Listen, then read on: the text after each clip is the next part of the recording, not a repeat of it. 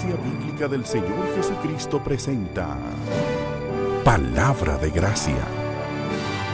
Quisiera iniciar mi mensaje de esta mañana haciendo con ustedes un ejercicio de imaginación. Yo quisiera que tratemos de visualizar cómo será esta iglesia bíblica del Señor Jesucristo dentro de 30 años, si el Señor no ha venido todavía. ¿Cómo será iglesia bíblica del Señor Jesucristo dentro de 30 años? Bueno, seguramente algunos de los hermanos que hoy están aquí probablemente ya no estén. Es probable también que otros que hoy no están aquí se vayan añadiendo con el paso de los años, o al menos nosotros esperamos, ¿verdad?, que esta iglesia continúe creciendo. Así que la membresía de Iglesia Bíblica del Señor Jesucristo en 30 años seguramente va a ser diferente. Pero no solo la membresía será diferente, el liderazgo probablemente será diferente. No sé cuántos de ustedes ya hicieron los cálculos, pero dentro de 30 años, 5 de los pastores que estamos pastoreando actualmente en nuestra iglesia tendremos entre 84 y 89 años de edad, si todavía estamos aquí. De los 4 restantes, 3 de ellos estarán entre los 70, casi llegando a los 80. Eso sucederá dentro de 30 años.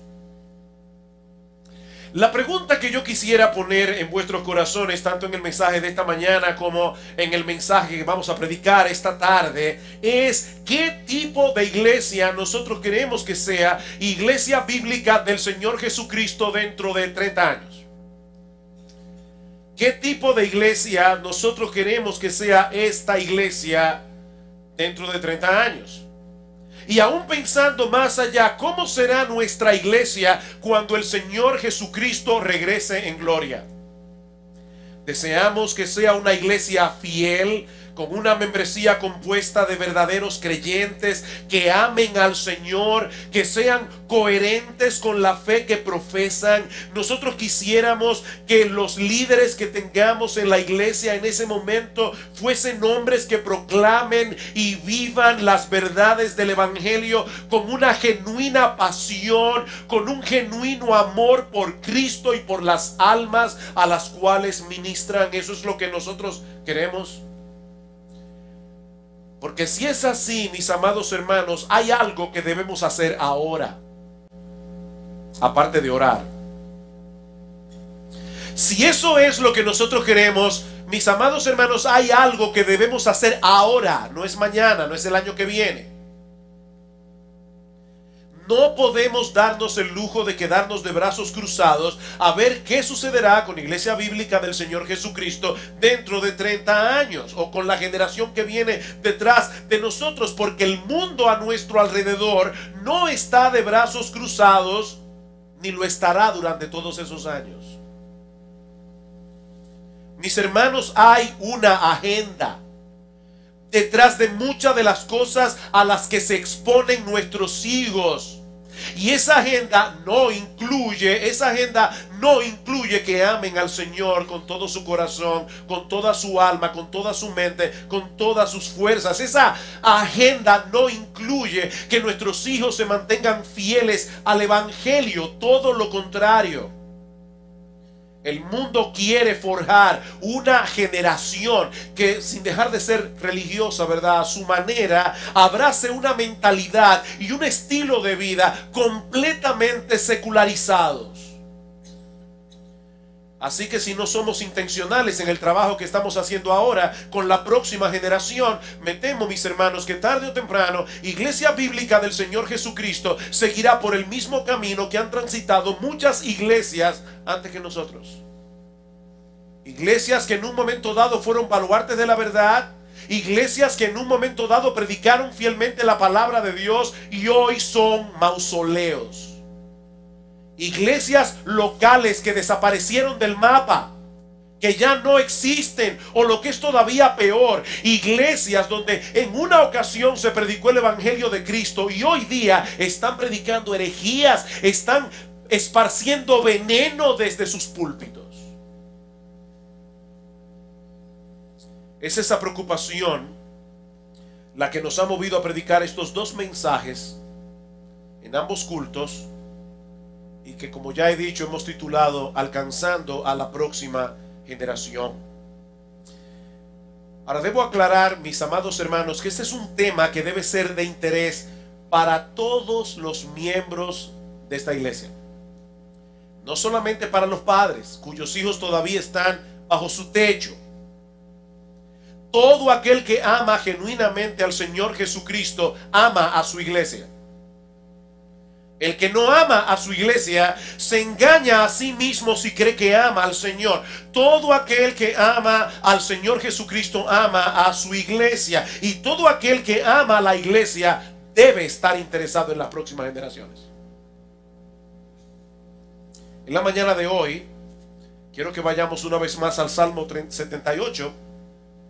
Quisiera extraer 3 enseñanzas generales que encontramos en el Salmo 78, para luego considerar esta tarde cuál es el papel que juega la iglesia en el cumplimiento de la tarea que yo voy a explicar en la mañana de hoy. Lo primero que nosotros vemos aquí en el Salmo 78 que leímos hace un momento es que es la voluntad expresa de Dios que su pueblo se esfuerce por alcanzar la próxima generación.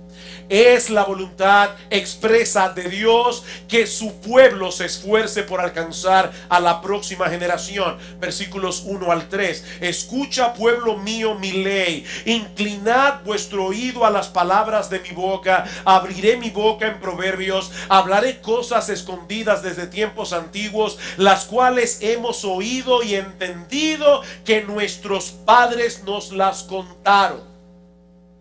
Aquí tenemos una generación pasada, nuestros padres, que se ocupó de instruir a la generación presente del salmista. Nuestros padres nos las contaron. Pero esa generación presente está comprometida a su vez con traspasar a la próxima generación la enseñanza que ellos recibieron de su padre. Versículo 4. No las encubriremos a sus hijos, contando a la generación venidera las alabanzas de Jehová y su potencia y las maravillas que hizo. No sé si se dieron cuenta, mis amados hermanos, pero el salmista no dice simplemente esas verdades que nosotros hemos recibido de nuestros padres, no las encubriremos a nuestros hijos. ¿Se dieron cuenta? Ahí no dice nuestros hijos. Y no es un error de traducción. El Salmo dice literalmente: aquello que nuestros padres nos contaron, no lo encubriremos a sus hijos. Mis hermanos, el salmista no está pensando aquí como padre de familia. El salmista no está pensando aquí únicamente en sus hijos. Él está pensando como un miembro de esa generación presente que tiene la responsabilidad delante de Dios de traspasar eso a la generación futura. Ahora el asunto no termina allí. Versículos 5 y 6. Él estableció testimonio en Jacob y puso ley en Israel, la cual mandó a nuestros padres que la notificasen a sus hijos, para que lo sepa la generación venidera y los hijos que nacerán, y los que se levantarán lo cuenten a sus hijos. Los que se levantarán lo cuenten a sus hijos. En los versículos 3 y 4 nosotros encontramos las primeras 2 generaciones, ¿verdad? La pasada y la presente. Pero ahora en los versículos 5 y 6 encontramos 2 generaciones más. 2 más. Ellos están asumiendo el compromiso de enseñarle a la próxima generación para que ellos a su vez enseñen a su próxima generación. Permítanme poner esto en términos concretos, mis hermanos. Lo que el salmista nos está enseñando en el Salmo 78 es que nuestra preocupación como iglesia debe ser que los niños que están entre nosotros hoy, y yo te pido que rápidamente mires a tu alrededor, porque seguramente hay niños sentados a tu alrededor. Yo quiero que tú veas a esos niños y pienses en lo siguiente. Lo que el salmista nos está diciendo aquí es que nosotros debemos pretender que esos niños que están entre nosotros hoy, sean tus hijos o no, sean tus nietos o no, que ellos pongan toda su confianza en el Señor. Pero no solo eso, sino que sean equipados para que ellos le cuenten a sus hijos lo que tú les estás contando. Esa debe ser nuestra preocupación. Como iglesia,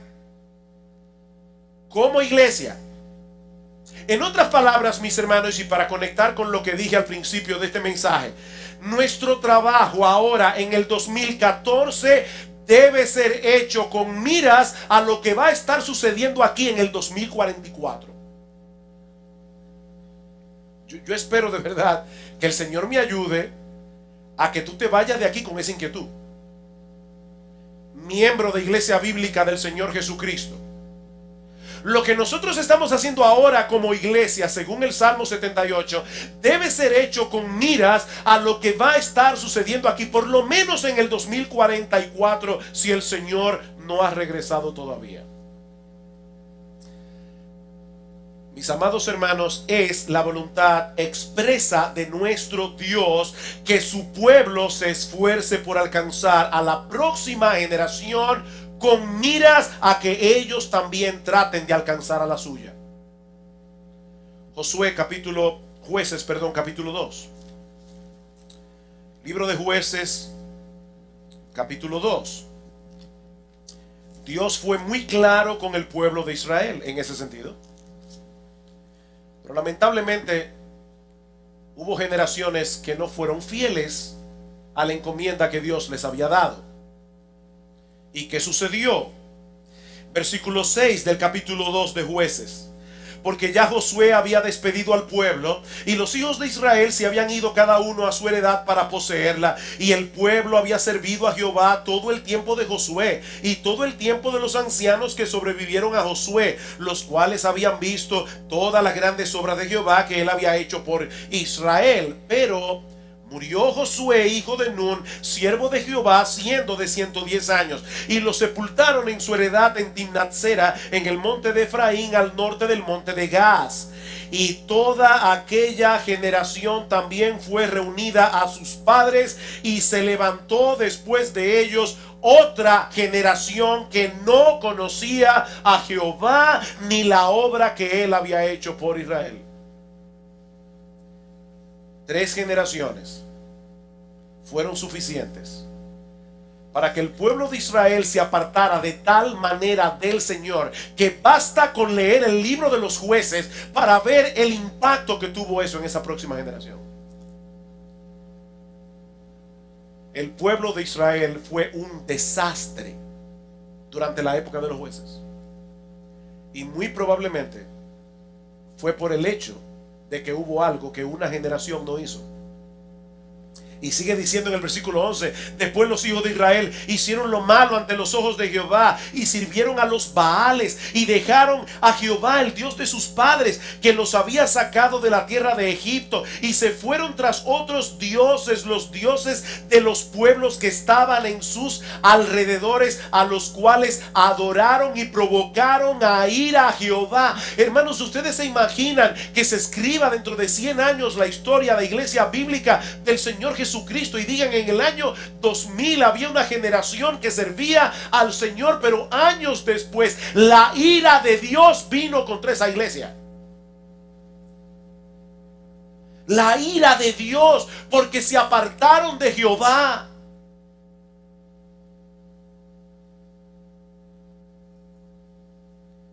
Hay una orden expresa de Dios, una intención expresa de Dios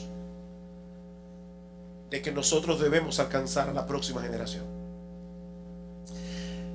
Hay una segunda enseñanza en este salmo, y es que los padres son los responsables primarios de cumplir esta encomienda.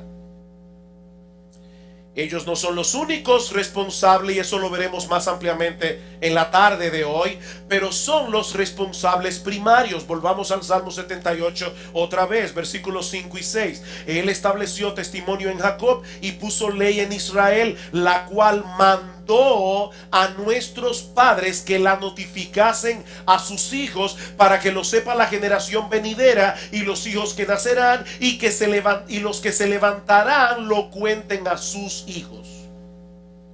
A sus hijos. Dios mandó que sean los padres.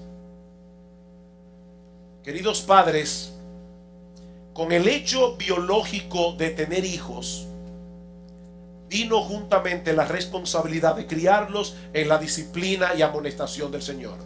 Como dice Pablo en Efesios 6:4. Tener hijos es una bendición, tener hijos es un privilegio, tener hijos es una tremenda responsabilidad. Es un paquete.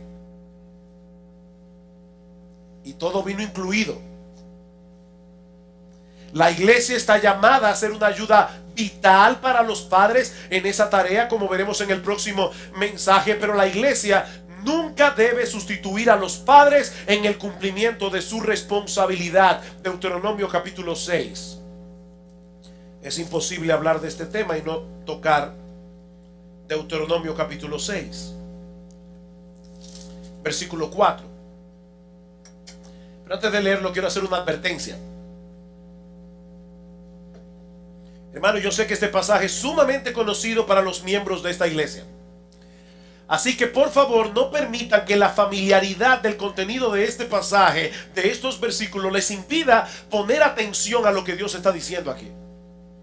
Deuteronomio capítulo 6, versículo 4. Oye Israel, Jehová nuestro Dios, Jehová uno es, y amarás a Jehová tu Dios de todo tu corazón y de toda tu alma y con todas tus fuerzas. Y estas palabras que yo te mando hoy estarán sobre tu corazón, y las repetirás a tus hijos, y hablarás de ellas estando en tu casa y andando por el camino y al acostarte y cuando te levantes, y las atarás como una señal en tu mano y estarán como frontales en tus ojos, y las escribirás en los postes de tu casa y en tus puertas.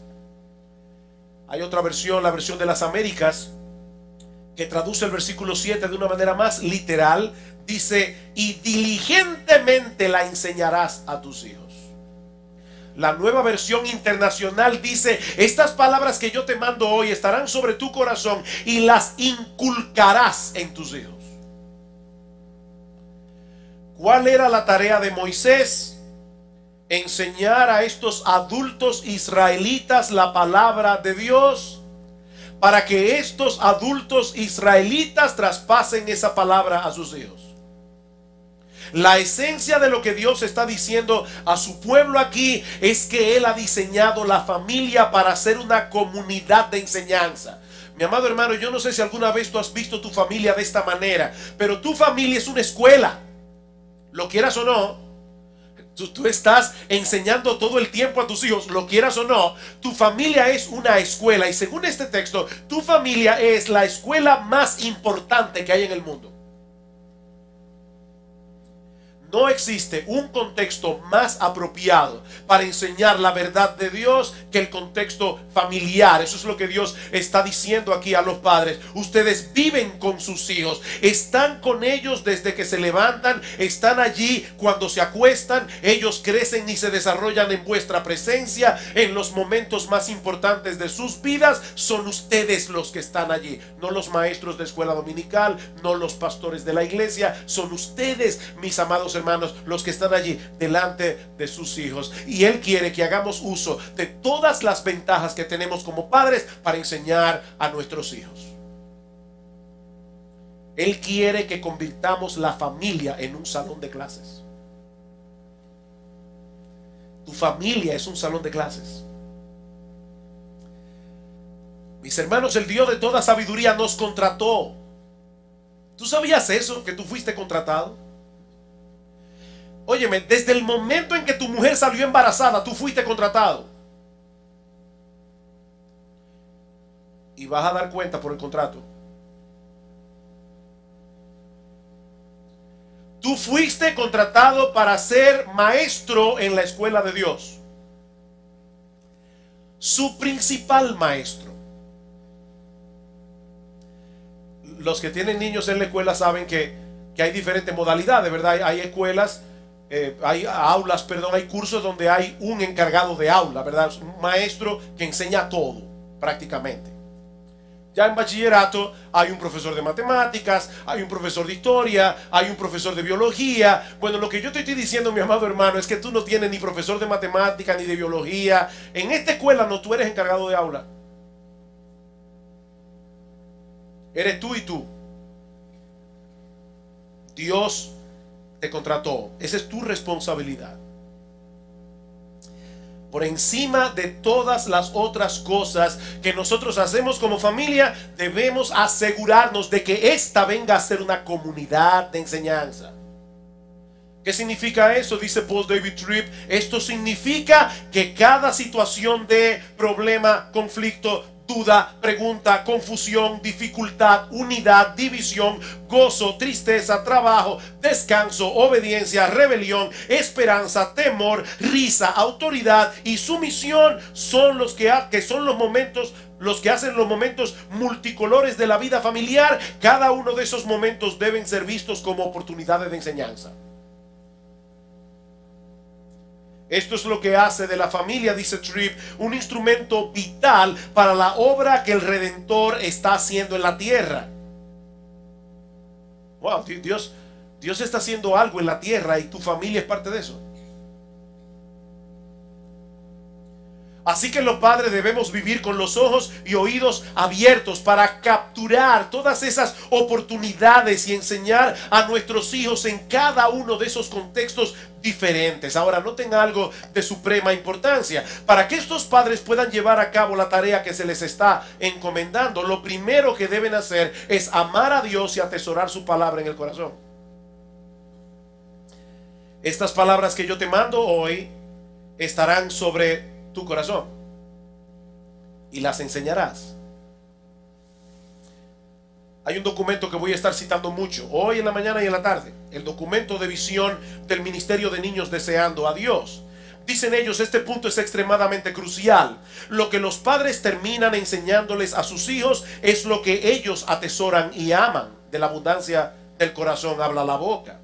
Si aman a Dios con todo su corazón, buscarán inculcar ese amor en sus hijos en cada situación que se presente. Por lo tanto, lo más importante que la iglesia puede hacer por los niños es proclamar una visión de Dios y nutrir a los adultos en la sabiduría de las Escrituras. Eso es lo más importante que nosotros podemos hacer como iglesia. Ayudarte a ti, equiparte a ti, nutrirte a ti con la sabiduría de la palabra de Dios. Mis hermanos, piensen en esto por un momento. Los padres a los que Moisés se dirige en este pasaje eran hombres comunes y corrientes que no tenían ninguna calificación especial. No lo olviden. Ellos no habían estudiado en un seminario, no habían tenido la oportunidad de escuchar a Paul David Tripp, de ir a conferencias de paternidad. No tenían videos, no podían decir, wow, bajé de Amazon el último video sobre la educación de la familia. Ellos no tenían absolutamente nada de los recursos que nosotros tenemos en el día de hoy. Eran personas comunes y corrientes que se habían pasado 40 años deambulando por un desierto. ¿Qué nos enseña eso? Que todo lo que se requiere para hacer esta tarea es amar a Dios y tener su palabra en el corazón. ¿Qué tú necesitas, mi amado hermano, para hacer esta tarea? ¿Un PhD, un doctorado? No. Tú necesitas amar a Dios y atesorar la palabra de Dios en tu corazón. Deuteronomio capítulo 11, versículo 18. Por tanto pondréis estas mis palabras en vuestro corazón y en vuestra alma, y las ataréis como señal en vuestras manos, y será por frontales entre vuestros ojos, y las enseñaréis a vuestros hijos, hablando de ellas cuando te sientes en tu casa, cuando andes por el camino, cuando te acuestes, cuando te levantes. Dios insiste en esto. Las escribirás en los postes de tu casa y en tus puertas, para que sean vuestros días y los días de vuestros hijos tan numerosos sobre la tierra que Jehová juró a vuestros padres que les había de dar, como los días de los cielos sobre la tierra. ¿Tú quieres levantar una generación bendita? Convierte tu familia en un aula de clases. Dios está interesado en la próxima generación,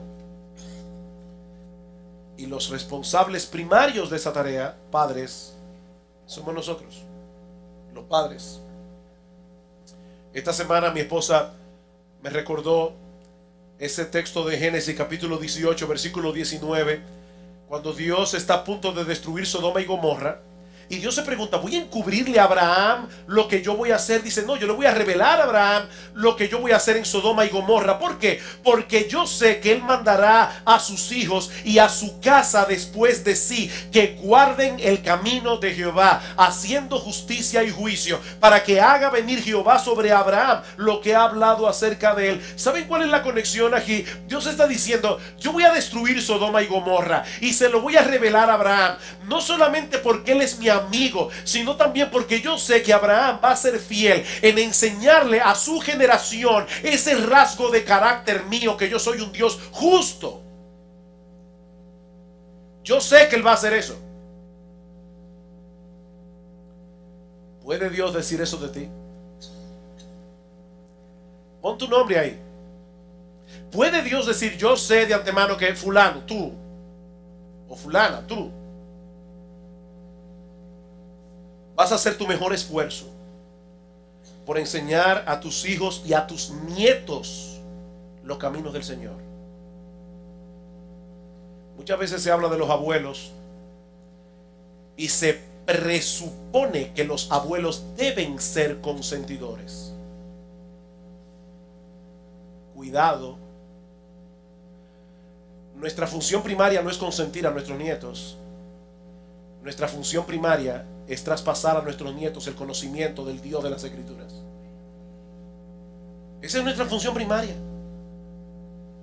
Por supuesto, ningún padre puede convertir a sus hijos. Esa es una obra que solo el Espíritu Santo puede hacer en el corazón del pecador. Pero ¿saben qué, mis hermanos? Dios usa medios para hacer su obra, y el instrumento primordial que Él suele usar para salvar a los hijos es la influencia paterna.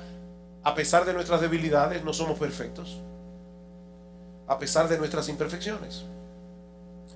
En el documento que hemos citado ya dice al respecto: el resultado de la fe de un niño no está garantizado por tener padres que fielmente nutren la fe en sus hijos, ni está garantizada por estar activos en una iglesia que diligentemente se esfuerza por equipar a los padres y a sus hijos. Óyeme bien, mi hermano, ninguna paternidad garantiza la salvación de los hijos. Pastor, ¿y qué de Proverbios 22:11? Instruye al niño en su camino, y aun cuando fuere viejo no se apartará de él. Eso no es una promesa, eso es un principio. Un principio quiere decir que en la generalidad de los casos algo pasa cuando nosotros nos comportamos de cierta manera, pero eso no es una promesa. Eso es como Proverbios capítulo 15 versículo 1: la blanda respuesta quita la ira. ¿Eso es una promesa o es un principio? Es un principio, no es una promesa. Como yo oí a un predicador decir hace un tiempo atrás, imagínense un individuo que va caminando por una calle oscura de la capital, lo asalta un ladrón con una 45 en las manos y le dice: dame todo lo que tienes. Y él piensa: Dios prometió que la blanda respuesta quita la ira. Mira, tal vez tú te levantaste con el pie izquierdo esta mañana, tal vez tu mamá te golpeaba cuando eras niño, tal vez tu padre era un borracho y te abandonó. La blanda respuesta probablemente termine en el hospital con un balazo en el estómago. Porque eso no es una promesa, hermano, eso es un principio. Bueno, de igual manera la Biblia dice en un principio general: instruye al niño en su camino, instruye al niño en su camino. Pero sigue diciendo: este documento. Sin embargo, se nos manda a enseñar a nuestros hijos a temer y amar al Señor. La iglesia y el hogar proveen un ambiente donde Dios a menudo lleva a cabo su obra salvadora en el corazón. Nuestra obediencia a Dios y nuestra fidelidad como padre no salvan a nuestros hijos de la ira de Dios en última instancia, pero a menudo es por estos medios que Dios salva a nuestros hijos. De manera similar, nuestra desobediencia e infidelidad como padres no necesariamente condena a nuestros niños, pero es a menudo el medio por el cual son llevados a la destrucción. ¿Enseña eso la palabra de Dios? Nada más hay que leer Proverbios completo. Proverbios capítulo 1, versículo 8 al 9. Oye, hijo mío, la instrucción de tu padre, no desprecies la dirección de tu madre, porque adorno de gracia serán a tu cabeza y collares a tu cuello. Obviamente Salomón está presuponiendo que nuestros hijos van a recibir instrucción tanto del padre como de la madre. No tiene sentido decir, escucha, hijo, la instrucción de tu padre, si el padre nunca está ahí para instruir. Proverbios capítulo 22, versículo 15. La necedad está ligada en el corazón del muchacho, mas la vara de la corrección la alejará de él. Mis hermanos amados, nuestros hijos no son papeles en blanco que están esperando a ser dañados por ese horrible y pecaminoso mundo que está fuera de las puertas de nuestra casa. No, ellos vinieron de fábrica con la necedad ligada en el corazón. Y los hebreos usaban esa expresión para hablar de la tendencia pecaminosa que hay en el corazón de todo hombre, esa propensión al mal. Nuestra naturaleza está corrompida por causa de la caída de nuestros primeros padres. Esa es la visión que la Biblia nos da de nuestros hijos. Somos hijos de ira, como dice en Efesios capítulo 2. Dice David en el Salmo 51, yo sé que en maldad he sido formado y pecador me concibió mi madre, pecador me concibió. Así que nuestros niños vienen de fábrica con esa propensión al mal.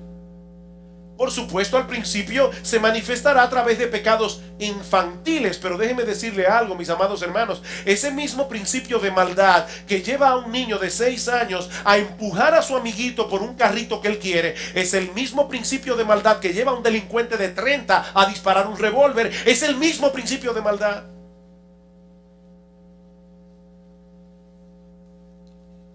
No nos dediquemos a moldear el carácter de nuestros niños. Y esa hierba mala que vino sembrada en su corazón dará su fruto tarde o temprano, de una forma u otra. Alguien dijo muy sabiamente, no podemos darnos el lujo de tratar a pecadores como si no fueran pecadores. No podemos darnos ese lujo. Ahora, la buena noticia del texto es que Dios nos ha provisto un remedio para tratar con esa necedad, la vara de la corrección. Debemos instruir a nuestros hijos con la palabra de Dios, como dice en el versículo 6 de ese mismo capítulo de Proverbios. Instruye al niño en su camino y luego usar la vara de la corrección cuando sea necesario. Mis hermanos, y sobre todo hablo aquí a las parejas jóvenes, Dios es el autor de la vida humana y Él es quien sabe mejor cómo nosotros funcionamos, cuáles son los mejores estímulos a los cuales respondemos como seres humanos. Sí, yo sé que los psicólogos seculares nos dicen que la vara de la corrección no es necesaria, que eso causa frustración en el niño. Pero Dios, el creador de la vida, a quien los mismos psicólogos le deben su existencia, ese Dios nos dice en su palabra que debemos usar la vara de la corrección para alejar la necedad del muchacho. Y cuando los expertos y Dios se contradicen, sea Dios veraz y todo hombre mentiroso. Si yo sé que hay muchos padres que abusan de su autoridad, yo lo sé. Yo sé que hay padres que son crueles con sus hijos. Yo sé que hay padres que les pegan inmisericordiamente, pero el hecho de que existan tales especímenes no anula la enseñanza de la palabra de Dios. Debemos enseñar a nuestros hijos para que aprendan la obediencia, aunque eso en sí mismo no los salvará. Pero Dios puede usar esa disciplina en primer lugar para frenar la maldad que hay en su corazón y en segundo lugar para traerlos a Cristo al mostrarles la realidad de que ellos son pecadores. ¿Y quiénes deben hacer eso? Los padres. Efesios 6:4, vosotros padres no provoquéis a ira a vuestros hijos, sino criadlos en disciplina y amonestación del Señor. Estos textos no pueden ser más claros. La responsabilidad primaria en la formación espiritual de los niños no fue dada a la iglesia, sino a los padres. De hecho,